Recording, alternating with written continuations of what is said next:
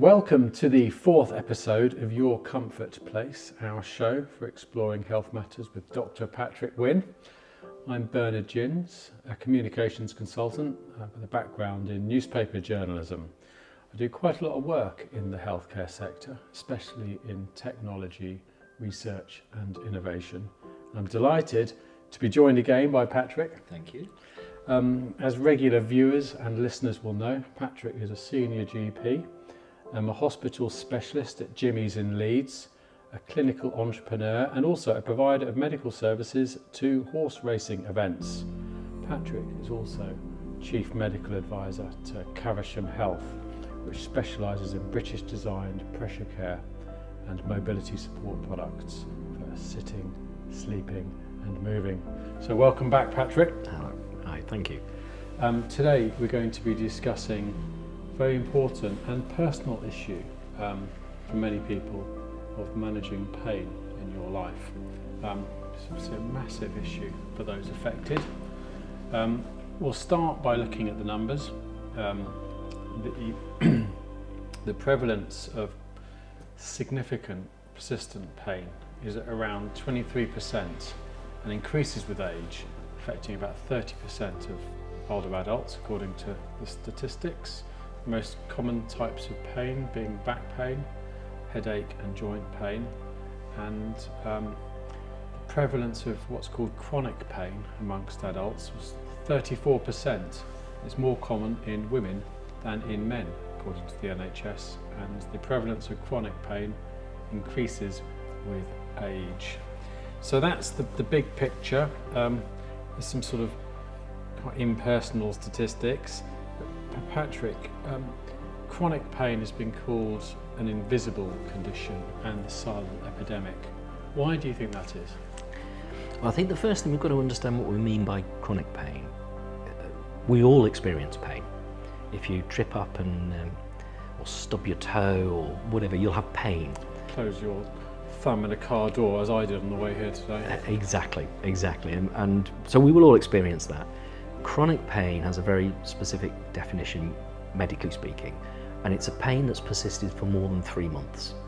Now, anything might have triggered that pain. It could be back problems, it could be an injury, it could be an infection, and it's not about the cause. The definition is about the duration.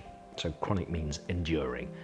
And once a pain's established for more than 3 months, then how you manage it as a doctor or as a sufferer and what we can do about it changes.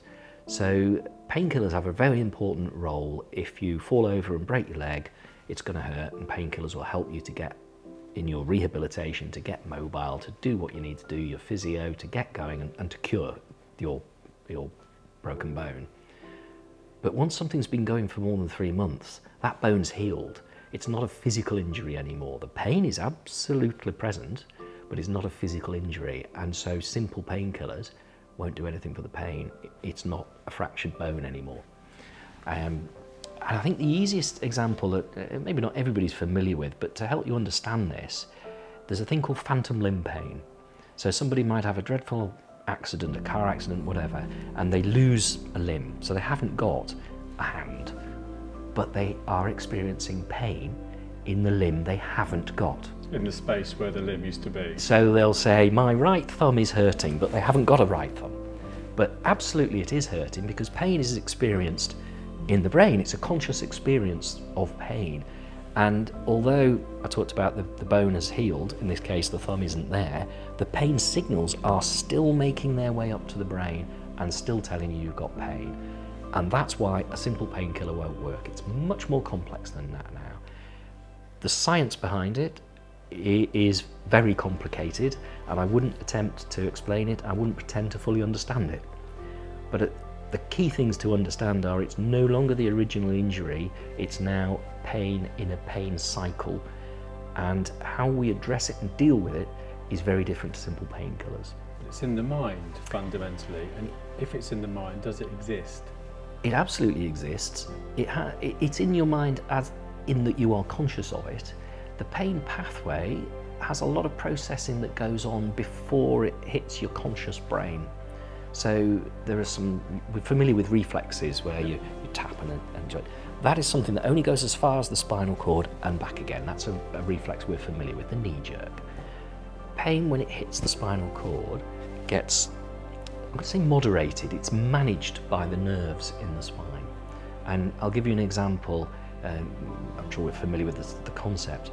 A sportsman, a rugby player, who's grabbed the ball and he can see the line and he's going to score and he's going to win, everything is dependent on this try, and he hands off an opposing player, and unknown to him at that time he breaks his thumb. He'll no idea he's done it because the brain doesn't need to know. So the pain message never makes it up to the top. He runs and he scores the try and he's team are triumphant and everybody's happy, and it's only when he wakes up the next morning that his thumb really hurts, and they go and get an x-ray and lo and behold he's fractured it. And that's not uncommon, and maybe we've all experienced a bit of that. We didn't realise until afterwards how much of an injury we'd done. And that's because the pain has been mitigated, it's been switched off. So the nervous system before your conscious level has decided that it wasn't going to send that up to the top. Just like you're not conscious of taking a breath, you don't trouble your conscious brain with that, it happens automatically. And pain is managed automatically before it hits your consciousness. But equally, that pain that hits your consciousness can be stimulated from things further down the pathway. So the phantom limb pain, it's clearly not the thumb that's causing the pain, but it's very real. It's the same message that hits your conscious brain that tells you that it hurts. But we have to manage it in a very different way. And once you have noticed it, does focus on it increase it, do you think? I don't know necessarily focusing on it. I think there's a number of things to think. In a normal injury recovery cycle, the pain is there very deliberately to stop you using your broken thumb, to allow it to heal. But at some point it heals and the cycle has to come back round and the pain reduce so that you can start using it. And some people will get stuck in that at that point in the cycle. They never complete the cycle to resolving the pain. That's the phantom limb pain situation. And lots of other factors kind of play into that. Where you are in your state of mind, if you are miserable and life's terrible and you're just generally in a bad, dark place, pain is worse. If you win the lottery, pain's better. But that's a reality. It's not a difficult concept to get your head around, but what's happening is the internal processing is scaling the pain up or scaling it down. And there are ways that you can work on that. And what you'll find is a simple painkiller, codeine, won't do anything for the pain. In fact, worse, if you continue to use codeine as an opiate, that's a morphine kind of drug, if you carry on to use it, you'll actually have an addiction problem, because that's not a personal thing, it's not an addictive personality, it's something that goes on inside your body, it's a chemical addiction, and it still won't work for pain. So you've now got two problems. So we've got to get away from painkillers. Now remember, this is for chronic pain, for something that's been more than 3 months. There's absolutely a role for painkillers in a situation. If you have an injury. Exactly. And we've got to look at it differently, and that's why the definition of chronic pain is really important. Okay. So, painkillers don't work for chronic pain. What does? What does? Well, it's a package of things, and where I have always, as a GP, this is something I'll see all the time, where I have always sent people who are really struggling is to look online for the pain toolkit. And as I recall, this gentleman called Pete Moore was struggling with chronic pain, and it got, as I understand, to a point where he couldn't function, he couldn't ride his motorbike, which is what he wanted to do, and he decided he'd had enough of it. The medication was causing its own side effects, and he threw it out and he went about managing his pain, albeit he may not have eradicated his pain, but managing it in a holistic way with lifestyle changes, with mental health well-being, and all of these other things which you will find online, and avoided drugs. And you've really got to be thinking about that. So within the NHS, there would be talk therapy, there would be physiotherapy, there would be occupational therapy, and these are all ways of getting you to manage the pain, and actually you can control it. There's also medication, but not simple painkillers. So the medication would be, we call them neuromodulators, which means nerve modulators. It changes the signal that comes down the nerve. and gradually over time can bring the pain down. And the intention would be to withdraw those tablets after they've done their job. And you have That's used for carpal tunnel syndrome, I believe, isn't it? Yeah, you can use it for any sort of nerve-induced pain, whether it's a nerve trapped in your neck. A colleague of mine was referred for spinal surgery, and they said, we won't operate until you've tried these tablets. And he was extremely pleased that they worked and he didn't have to have spinal surgery. So there really are, for some people, effective remedies. And the other thing is it's not all about tablets, as Pete Moore pointed out. I have chronic pain. I'm one of your 35%, and there's probably more, in that I have sacroiliac pain and piriformis syndrome. These are complicated things to explain, but basically I get a lot of pain in my bum. Ouch. But I don't Literally anymore. a pain in the backside. Absolutely, yes. And I did suffer with it, and I took up Pilates. And because mine is a musculoskeletal condition, it's my muscles and my skeleton, in other words, the exercise that Pilates gives me has resolved the pain completely. And if I don't go for too long, it comes back again. So there are things that you can do. Something to be said for that. Absolutely. Yeah. What is it about Pilates do you think that helps? The nature of my pain is related to how I use my muscles. I've an old ankle injury that means I don't necessarily walk quite straight, and that puts pressure on one place, and then that causes the pain. So if you like, it's physiotherapy, but for me, I enjoy it. It's something that works for me. I like the classes and the social scene that comes with it. And these are all really key important factors. If you see a physio once a week or once a month and they give you some exercises that hurt, you're not going to do them. So you've got to drop on with something that works for you. It's never so simple as, here's an exercise, go away and do it. How long is an effective Pilates class? I do an hour's class, and I do it 3 times a week, except it never works out being 3 times a week, but at least twice a week. Yeah. And it's sort of stretching and... It's a bit like yoga, but it's a little bit more physical than yoga, and there are different styles of it and different levels of it. But it's something that I believe anybody can do. So all ages and abilities? Absolutely, yeah. And the same with yoga, and I'm sure there are many other things that you can do. This is just what I do personally. And I take the attitude it's an exercise that I can do for as long as I live, really, because I'm sure playing sport, if you're a footballer or a cricketer or whatever, that's great for keeping you fit, but there's a point where you won't be able to play it, whereas something, yoga, Pilates and these other sorts of things, I will intend to keep doing into my dotage. Well, I've plenty of experience of yoga because I had an inguinal hernia just at the start of the pandemic, so obviously couldn't get it treated. So I was, as well as walking, I was doing a lot of yoga to keep fit and to keep my strength up. Yeah. I found it brilliant. Yeah. It's so good for your breathing as well. And your mental well-being. Energy levels. And Absolutely.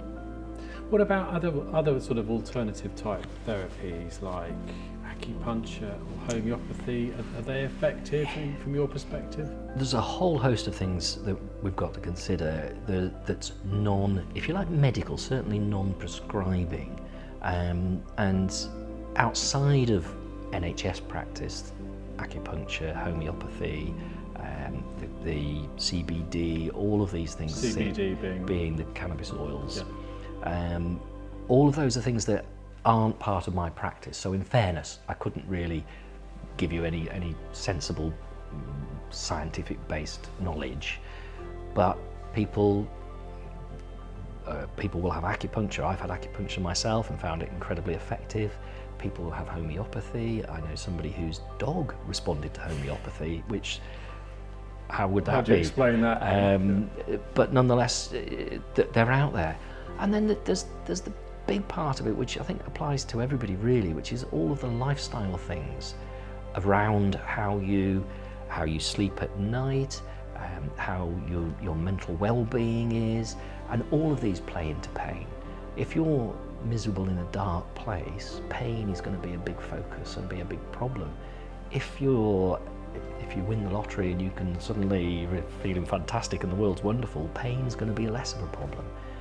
If only we could all prescribe a lottery win, but mental well-being plays into it, and so that is part of recovering from a chronic pain, is getting yourself into a good place, and that might mean talk therapy, It might mean changing the environment you live in. We've talked earlier in the episodes about sleep, and sleep's critical. You need good sleep.